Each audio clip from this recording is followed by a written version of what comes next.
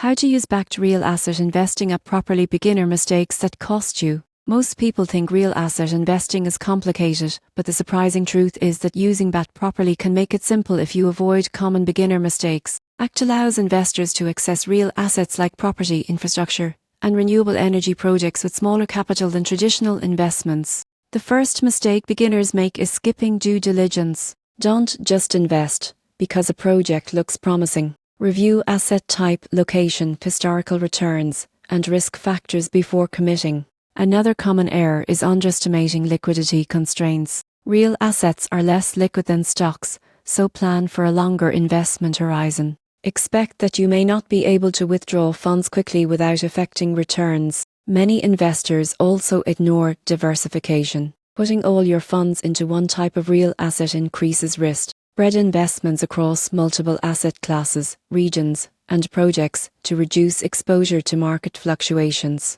Another pitfall is neglecting platform fees and management costs. BAT charges fees depending on asset type and investment size. Make sure you understand them, because even small fees can compound over time. Finally, beginners often overlook monitoring and reporting features. BAT provides regular updates on asset performance and market conditions. Staying engaged helps you make informed decisions and optimize your portfolio. Used correctly, BAT is more than a platform, it's a way to invest in tangible assets with transparency and accessibility. Do your due diligence, plan for liquidity, diversify, monitor fees, and stay engaged with reports. Avoiding these mistakes ensures smarter real asset investing and better long-term returns.